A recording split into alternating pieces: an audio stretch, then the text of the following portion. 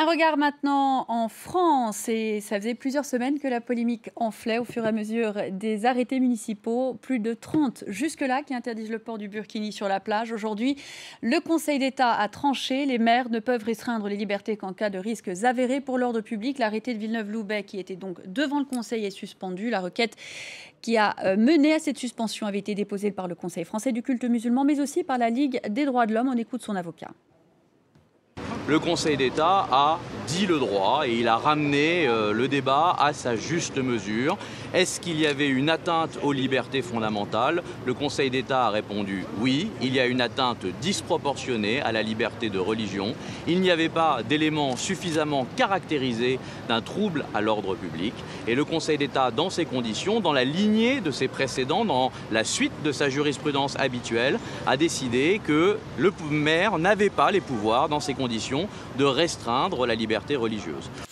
Thierry Guerrier, c'est donc tranché. J'ai l'impression que le Conseil d'État a eu la sagesse, dans un contexte d'hystérie caniculaire, avec des esprits particulièrement échauffés, d'affirmer, de tirer une bonne douche froide.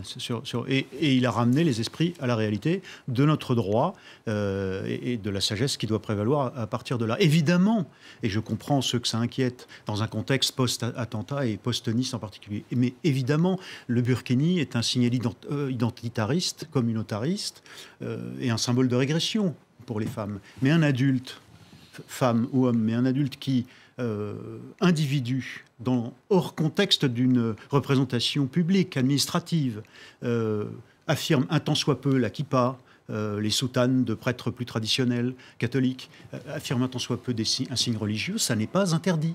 Et c'est ce que le Conseil d'État vient de dire. Ce qui est une menace à l'ordre public, c'est par exemple la tentative de privatisation d'une plage par une famille, si c'est le cas à Cisco, par exemple en Corse. En effet, le maire a d'ailleurs dit qu'il maintiendrait son interdiction. Oui, parce qu'il y voit une façon de répondre à ceux de l'autre côté, qui sont prêts à fondre sur le musulman qui serait irrationnel. Et le problème là n'était pas le burkini, c'était un autre problème. Et c'est pour ça d'ailleurs que l'hystérie est venue, parce qu'il faut trouver des moyens de répondre aux peurs irrationnelles de part et d'autre, surtout après Nice. Mais le Conseil d'État, il est là pour jouer son rôle et il a ramené à la réalité. Alors, dans ce contexte-là, il y a une instrumentalisation politique. Et on a d'un côté un Nicolas Sarkozy et un Alain Juppé ce soir, en lui répondant, qui essayent de marquer leurs différences et qui les marquent nettement. Un Nicolas Sarkozy qui joue sur ses inquiétudes, bien entendu, et un Alain Juppé qui essaye de maintenir son image d'homme du centre, et qui, lui, veut unir contre ceux qui veulent diviser les Français. Ziad Limam, maintenant que les partis politiques s'en sont emparés de cette polémique, quoi qu'il ait décidé aujourd'hui le Conseil d'État, on va entendre parler de ça. Et beaucoup dans les semaines à venir, dans le contexte des primaires qui se préparent à gauche comme à droite. Parce que cette histoire, elle est à la fois totalement pathétique, mais elle est en même temps très fondamentale et très révélatrice de la situation de la société française par rapport à une partie de sa population qui est des Français musulmans ou d'origine musulmane ou de culture musulmane ou de naissance musulmane. On met les pieds dans quelque chose qui est extrêmement volatile, où on entend quand même des hommes politiques qui peuvent se permettre de dire les minorités ne vont pas nous dicter notre attitude. Les minorités, enfin, je sais pas, oui, il est minoritaire, il est français. Enfin, il y a des choses très très violentes qui sont dites et qui sont donc révélatrices d'une tension. Moi, ce que je trouve très appréciable, c'est que ce Conseil d'État, il a dit le droit. Et pour le moment, on va s'en arrêter là. Et il a utilisé des mots très précis. Il a dit grave et illégal. C'est pas des petits mots pour un Conseil d'État, c'est des mots sérieux. Il a tranché très clairement. Il y a toute une jurisprudence en France, arrêt Benjamin, machin, tatati tatata, qui encadre parfaitement. Et c'est à l'honneur de la France, la liberté individuelle, la liberté de conscience, la liberté de religion, etc. Donc ça, c'est clair. Deuxième sous-histoire intéressante, c'est que tous les gens qui ont milité pour ces arrêtés, y compris à gauche, je rappelle qu'on a un Premier ministre qui a défendu ces arrêtés, qui est Premier ministre, qui est le premier fonctionnaire de France, après tout, et qui, enfin, d'une certaine manière, caricaturale, bon, il a quand même défendu ces arrêtés. Troisième point intéressant, ce qui m'a frappé, c'est la réaction des femmes. Ce débat, qui a été un débat de mecs, finalement, jusqu'à ce que, par exemple, Najat, la ministre de l'Éducation... Jusqu'à l'image d'hier, d'avant-hier, sur la plage de Nice, Cannes, je ne sais plus, J'ai été très surpris par la réaction des femmes. Parce que, par exemple, j'ai lu des tweets ou des textes de féministes extrêmement avérés, très anti-islamistes, qui ont défendu le droit, etc. J'ai été très surpris par les attitudes d'un certain nombre de féministes en Tunisie, au Maroc, dans le monde musulman, qui sont, dans leur vie quotidienne, en action contre le voile, contre la soumission des femmes, et qui disent de quoi, encore une fois, vous instrumentalisez le corps des femmes. Je trouve que tout ça est très intéressant et très révélateur. C'est à la fois pathétique, parce que franchement, le burkini, on rigole, quoi. C'est une bonne femme en Australie qui fait fortune avec ça, parce que et puis, en même temps, je vous parlerai, si on a le temps tout à l'heure, de l'histoire coloniale de la France, parce que ça fait partie de cette histoire aussi. Et voilà, donc c'est à la fois important et pathétique. Thierry, juste avant de revenir vers vous, Isis, cette image, le pouvoir des images finalement, qui a changé ce débat, il y a eu un moment de basculement finalement, quand vous le disiez à l'instant, Ziad, le monde entier, les femmes surtout sont insurgées à l'idée de cette femme entourée sur une plage à Nice de policiers qui venaient la verbaliser parce qu'elle était en burkini. Les images ont un pouvoir énorme. Oui, alors on a reçu beaucoup de dessins, une grande partie de dessinateurs de l'étranger, voilà, ils nous ont envoyé un dessin concernant le burkini et cette interdiction. Donc j'ai un premier dessin d'Electre, un dessinateur belge, un dessin publié dans des standards. Et donc on voit cette Marianne qui a moitié un burkini, moitié dans sa représentation traditionnelle, sur laquelle c'est marqué la liberté. La burkini est tombée quand même. Voilà, elle a le sein droit un petit peu présent là. Bah, il y a le policier qui est à côté d'elle qui essaye un peu de la retenir, donc on ne sait pas très bien si en essayant de la retenir, qui veut la rhabiller, la déshabiller. On s'y perd. Liberté, égalité, déshabiller. Et cet autre dessin des Thiel Rogers, dessinateur de Pays-Bas, un dessin publié dans Cartoon Movement. Et lui, il a repris cette image qui a circulé beaucoup dans les médias, dans les réseaux sociaux. C'est justement la femme qui a été interpellée à Nice. Donc lui, il a repris cette image et on voit à côté de ces couples cette énorme statue de la justice, laquelle sa balance et son épée ont disparu. Et là, on trouve un haut et un bas des bikinis avec les couleurs du drapeau français. Et sur le socle, c'est marqué liberté, égalité, fraternité. Et j'ai un autre dessin des Raima, dessinatrice vénézuélienne, un dessin publié dans Cartoon Movement, Kegel Cartoons. C'est un dessin d'après Sera et une baignade à Asnières. Et on voit cette femme, justement, un burkini qui ne sait pas si aller se baigner avec les autres ou si elle reste au bord c'est pas une plage, de la rivière. Et cet autre dessin des Soara, dessinatrice franco-libanaise, dessin publié dans Cartoon Movement. Et voilà, alerte séisme, on voit l'hexagone qui est en train de se couper. Il y a une fracture, voilà, d'un côté les burkinis, de l'autre côté les bikinis. Et je finis avec un dessin, justement parce qu'on parlait des féministes, et on sait que les femmes ont réagi par rapport aux burkinis, ils ont condamné l'arrêté burkini. Donc j'ai ces dessins des Delimbre, dessinateur français, un dessin publié d'un psychopathe, et on voit, voilà, contre les burkinis, une idée pour les femmes. Invitons. Ça pourrait fonctionner. Emre Demir, c'est à l'extérieur que ce débat étonne le plus, pas simplement dans le monde musulman, mais aussi dans le monde anglophone. Les gens ne comprennent pas. C'est vraiment un débat très français, finalement. Exactement. Et puis, je dois ajouter aussi que je trouve un peu dur la couverture internationale de cette affaire. Donc, je pense que la France n'est pas du tout un pays raciste. Tous les Français ne sont pas racistes, ne sont pas islamophobes. Donc, on a cette image très, très négative de la France à l'extérieur, surtout dans la presse internationale.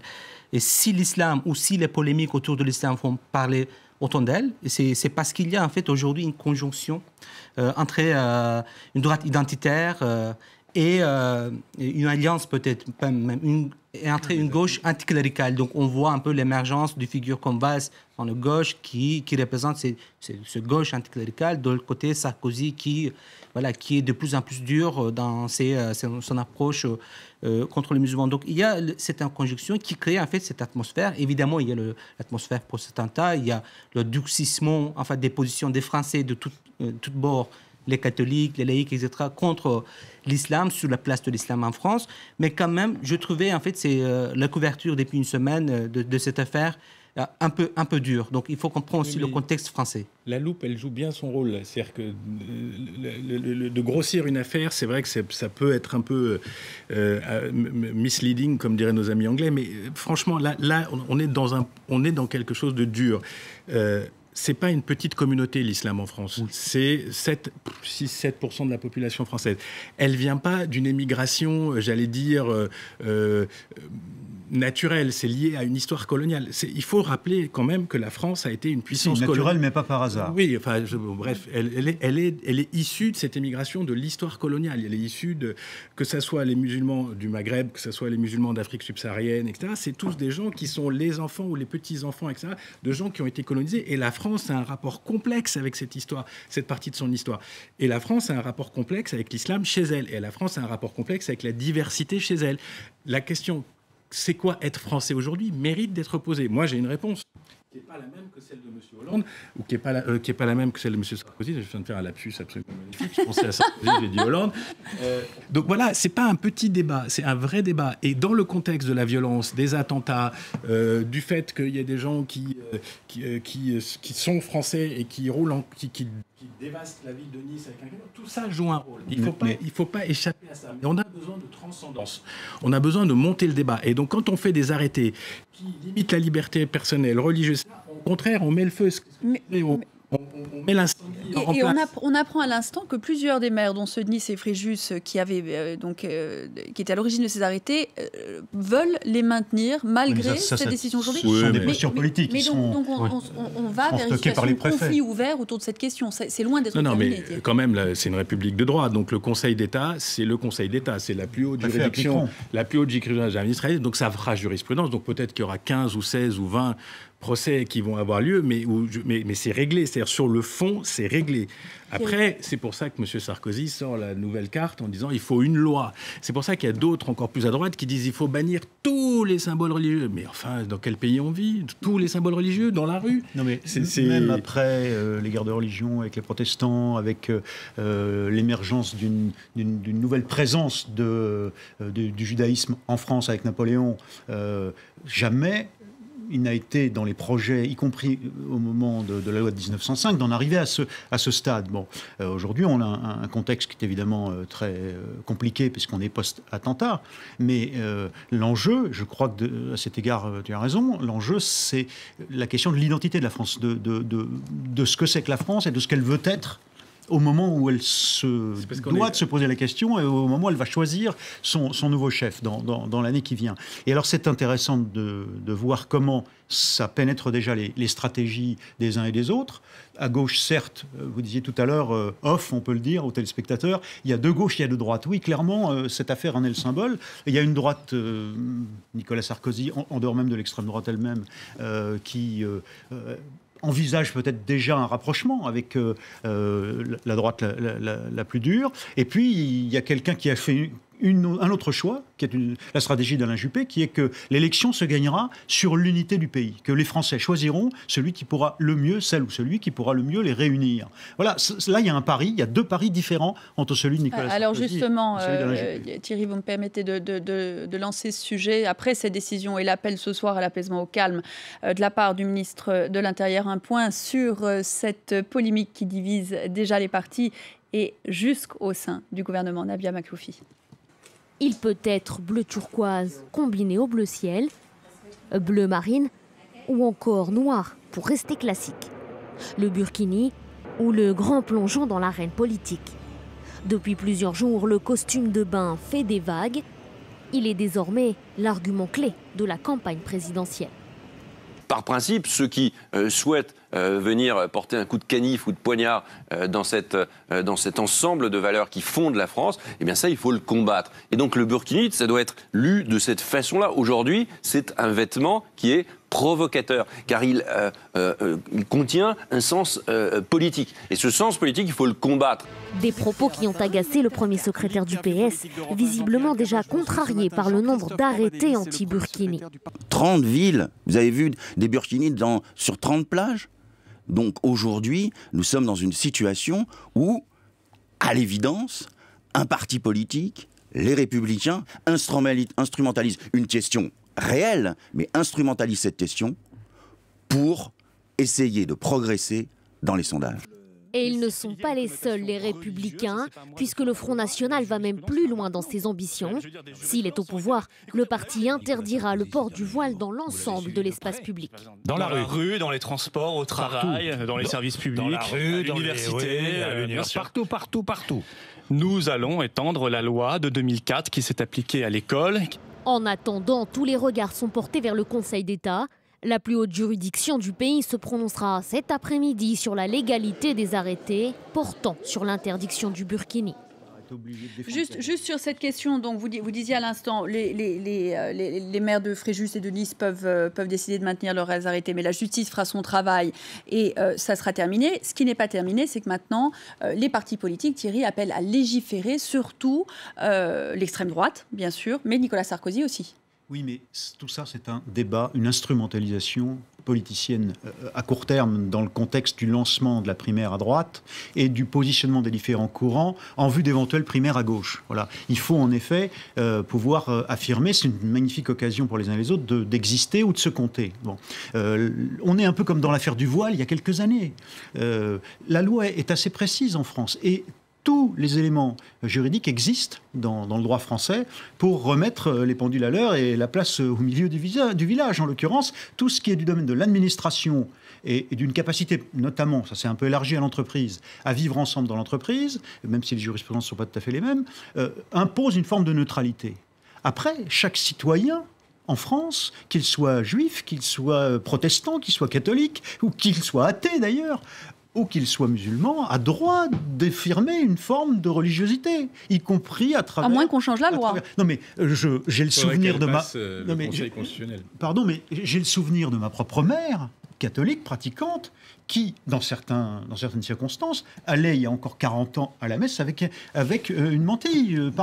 On ne l'a jamais posé la question à l'époque. C'était dans nos traditions plus massives, certes, mais qu'aujourd'hui une femme musulmane se voile de cette façon, y compris dans l'espace public, dès lors qu'elle n'est pas à la Caisse nationale d'allocation familiale, par exemple, ou chauffeur de bus, ou elle n'est pas dans le service public, elle n'est pas un policier, par exemple. Voilà, on n'est pas au Canada. Mais encore une fois, c'est pas simple, c'est pas une petite affaire et ça va nous occuper pendant un certain temps parce que il y a aussi une forme. Le politicien l'impose. Oui, non, et puis il y a aussi, je veux dire, tout le monde n'est pas bisounours dans cette histoire. Il y a aussi une forme de prosélytisme, ça c'est clair et net. Il va falloir trouver des solutions pour le gérer. Il y a aussi le fait que c'est culturellement l'islam s'affirme de manière différente. Il y a la question de l'éducation. Il y a la question. Tout ça va arriver et c'est un bon débat. On ne pourra pas y couper. Le problème, c'est si on le prend par l'angle du burkini et de la classe politique 2016-2017, on n'y arrivera pas. Mais, pardon, la privatisation d'un espace public par les représentants d'une famille, à un moment donné, a fortiori, qui affirmerait leur origine religieuse, ou la question de l'absence de neutralité, voilà, ou la question des imams qui prêchent la haine, ça, ce sont les vrais sujets. Mais posons des questions. Mais c'est les politiques qui sont les acteurs. Posons des questions plus dans les zones grises. Ce qui est intéressant, c'est les zones grises. Évidemment que quand vous privatisez une plage, mais si moi je veux privatiser ma piscine, je veux privatiser une piscine, je paye pour privatiser la piscine et je ne veux qu'il y ait que des femmes ce jour-là. Où se joue la loi française? Où se joue l'identité? Où est-ce que ça se passe? C'est un espace public. Non, mais je le privatise, je paye, je privatise. Donc c'est compliqué. Le problème aussi, c'est qu'il faut rappeler que la laïcité de 1905, c'est une loi de liberté. Donc à l'heure actuelle, à mon avis, cette loi ne pose aucun problème pour les musulmans. C'est une loi qui n'est pas censée de chasser le religieux de l'espace public. Et c'est une loi aussi qui protège à la fois les droits de musulmans ici en France. Donc je ne vois pas beaucoup de groupes musulmans qui posent des questions sur la nature de la loi de 1905. Le problème, c'est qu'on dénature la laïcité. Oui, c'est vrai. Et le burkini est une forme de provocation. Il ne faut pas être naïf. Non, mais non. De réaffirmation. On ne va pas rouvrir le débat. Oui, très bien. Et alors, non, ce que je veux dire, à mon avis, le débat... Attendez, stop. La réaffirmation identitaire n'est pas une provocation. Enfin, sinon, on en sort. Pour vous, le burkini est une provocation. Il y a pour certaines femmes une provocation. Mais pourquoi? Aujourd'hui, c'est pas forcément grave, mais c'est comme ça. C'est pas le mot provocation. Il y a aujourd'hui un débat, à mon avis, qui n'est pas un débat politico-politicien, c'est un débat bien réel, un débat sur la visibilité de l'islam en France. Et le problème, c'est de nature, on instrumentalise la laïcité pour faire un outil anti-religieux, anti-musulman. C'est ça le problème. Et dans deux côtés aussi, à la fois, il y a des groupes, bien sûr, identitaires, réactionnaires, au sein des musulmans de France, de culture musulmane, des Français de culture musulmane. Il y a aussi une droite identitaire, comme on en a parlé tout à l'heure, une gauche anticléricale. Donc, on a de deux côtés un feu qui instrumentalise à la fois d'un côté la religion en tant qu'islam et la laïcité en tant qu'outil, une arme contre les musulmans. Isis, en image, qu'est-ce que ça donne? Alors, c'est un dessin qui revient sur la rentrée politique en France. On parlait tout à l'heure justement de Sarkozy et des Juppé. Donc, un dessin sur justement ce qui va se passer dans les mois à venir. Les primaires chez les Républicains, c'est presque pareil des deux côtés de l'Atlantique. Un dessin des badauds, des sénateurs belges. Donc, d'un côté, on voit Juppé qui dit Sarkozy, démagogue, tu me fais penser à Donald Trump. Et de l'autre côté, Sarkozy qui lui répond has been, tu me fais penser à Jeff Bush. Et on voit au milieu le petit chat qui tient sa pancarte voter Alice Cooper. Parce que je ne sais pas si vous savez, mais le rocker avait présenté sa candidature pour la Maison Blanche. C'était une blague. Donc voilà, affaire à suivre sur les débats des candidatures. On va faire une petite pause et Anthony Saint-Léger nous rejoint tout de suite pour un œil sur les médias.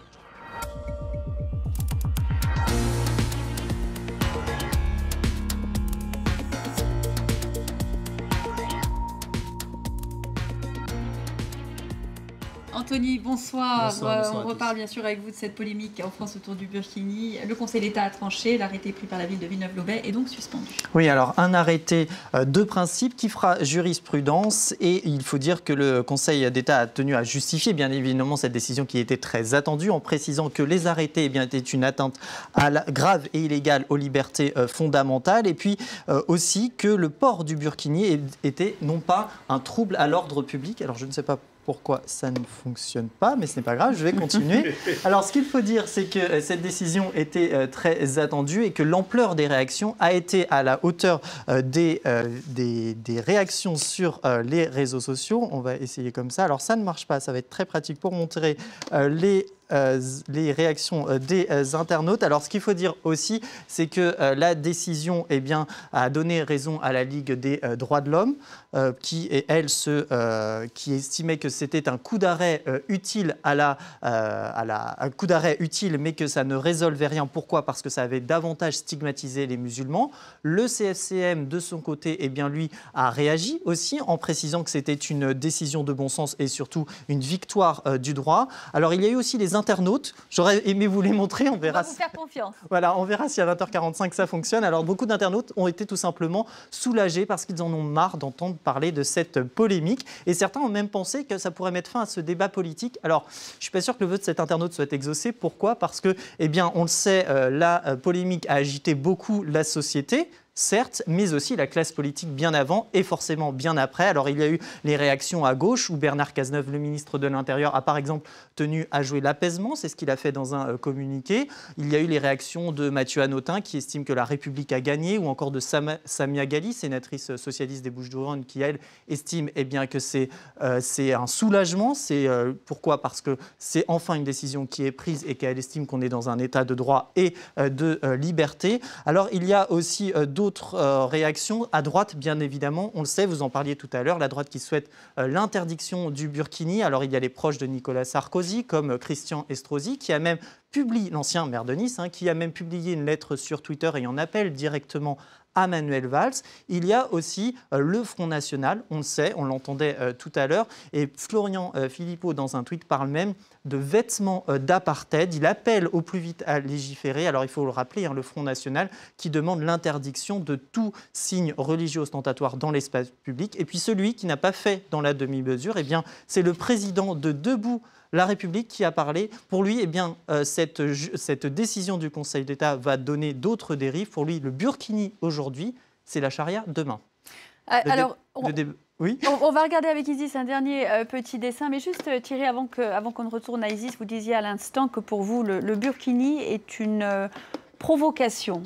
Non, je crois qu'il y a des provocations beaucoup plus graves, évidemment, qu'elles existent de la part des radicaux de toutes sortes, qui ont un souhait identitariste dans ce pays et qui voudraient accaparer notre tradition, nos valeurs, et les ramener aux racines d'un seul monde, d'une seule famille, la leur. Bon, ceux-là, aujourd'hui, sont favorisés, valorisés par ce débat qui est un peu pathétique, parce que les vraies provocations ne sont pas là. Que certaines femmes poussées aujourd'hui au sein de la communauté musulmane à réaffirmer une forme d'identité, parce qu'il y a un problème d'acceptation de l'affirmation de l'islam en France, je pense que oui, en effet, c'est sans doute le cas.